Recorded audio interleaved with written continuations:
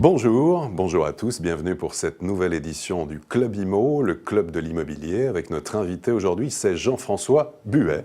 Bonjour. Bonjour. Vous êtes le président de la FNAIM, la Fédération Nationale de l'Immobilier. Alors, avant d'évoquer les prochaines réformes à venir, et qui sont importantes, tout d'abord, comment, en cette fin d'année, se porte le marché de l'immobilier ?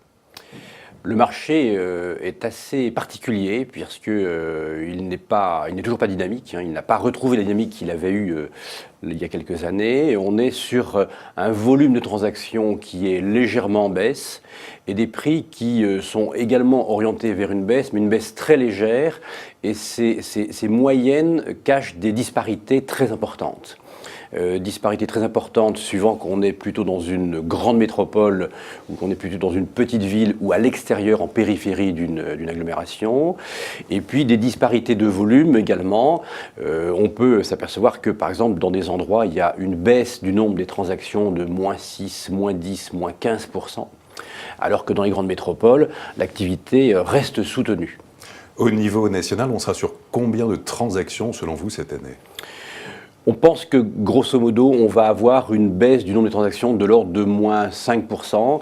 On avait une baisse l'année dernière qui était de l'ordre de -19, -18,6 exactement. On était arrivé à 650 000 transactions. On devrait être aux alentours de 630 000 transactions. 630 000, et au niveau des prix ?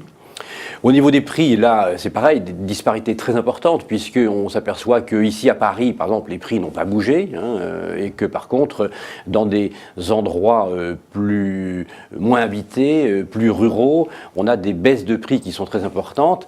Je ne parle même pas des endroits de résidence secondaire ou de la ruralité, comme dans le Morvan ou dans la Creuse, où là, le marché n'existe pratiquement plus. Alors, pour les potentiels acquéreurs, quelles sont, selon vous, les perspectives pour l'année 2014, justement, en termes d'évolution de prix, de taux de crédit sur ce marché de l'immobilier, sur ces marchés de l'immobilier ? Alors, effectivement, on a des taux de crédit qui aujourd'hui sont très bas et a priori, s'ils remontent légèrement, ce sera que très légèrement. Donc on a des conditions qui sont très favorables et qui sont donc orientées pour les clients acquéreurs. Mais c'est vrai que c'est valable essentiellement pour les clients acquéreurs qui ont la possibilité d'emprunter, qui ont la confiance de leur banque, parce que les banques ont réduit les conditions d'octroi des crédits. Il n'y a pas que le taux, il y a aussi l'apport personnel, le montant du remboursement, la quotité disponible qui font que tout le monde ne peut pas emprunter. Après, le marché, aujourd'hui, les clients sont sur l'attentisme. C'est-à-dire que autant les vendeurs que les acquéreurs, et ça c'est la grosse particularité du marché, c'est que les vendeurs subissent une fiscalité qui est très forte, les acquéreurs aujourd'hui vont avoir une augmentation des droits de mutation, et surtout sont en pleine interrogation sur l'avenir, sur l'économie du pays, donc un attentisme autant de l'un que de l'autre. Alors, ce qui pourrait peut-être débloquer le marché dans un sens ou dans un autre, c'est que l'année prochaine, sans doute, que le projet de loi Allure sur le logement et l'urbanisme rénové sera adopté, sans doute en seconde lecture à l'Assemblée nationale en janvier prochain. Qu'est-ce qui, d'ici là, peut, selon vous, ou doit, selon vous, changer en termes de garantie universelle des loyers, d'encadrement des loyers, ou de réforme de la profession ? Qu'est-ce qui pourrait changer ? Alors, la mesure sur l'encadrement des loyers va arriver, elle a déjà été votée en première lecture tant à l'Assemblée qu'au Sénat, et elle repasse là en deuxième lecture. Cette mesure d'encadrement des loyers est une mesure archaïque, disons-le. En tout cas, c'est une mesure qui va donner l'impression aux locataires que le marché est plutôt dans son sens, alors que paradoxalement, les propriétaires bailleurs ne veulent plus investir. Ça ne donne plus du tout envie à un investisseur d'acheter un appartement pour le mettre en location. Donc le résultat, c'est qu'on va avoir des locataires qui vont être toujours aussi nombreux, avec toujours aussi peu de logements alloués dans les zones tendues, comme en région parisienne. Donc l'encadrement des loyers, selon vous, ne va pas aider à réguler, à faire baisser les prix sur le marché ? C'est l'objectif. Je ne pense pas qu'en cassant le thermomètre, on soigne le malade. Je pense qu'on va réguler les loyers, mais pour autant, on n'aura pas plus de logements alloués et on n'offrira pas à nos clients locataires qui en ont besoin plus d'appartements que tout le monde réclame. Que faudrait-il faire pour que les prix baissent davantage ? Alors, je crois que c'est aussi une question d'offre et de demande, même si on est dans un marché qui va être régulé. Aujourd'hui, il y a une vraie demande et il y a trop peu d'offres et on s'aperçoit qu'on a de moins en moins de propriétaires bailleurs privés et qu'on a toujours autant de locataires. Donc, il faut absolument construire et il faut absolument trouver d'autres systèmes. La FNAIM a proposé un bail solidaire, c'est-à-dire un bail avec un loyer maîtrisé qui offre des contreparties aux propriétaires propriétaires bailleurs avec des garanties, ce que n'offre pas dans l'état actuel des choses la loi Allure. À propos de garantie, est-ce que la garantie universelle des loyers verra le jour en 2016 ?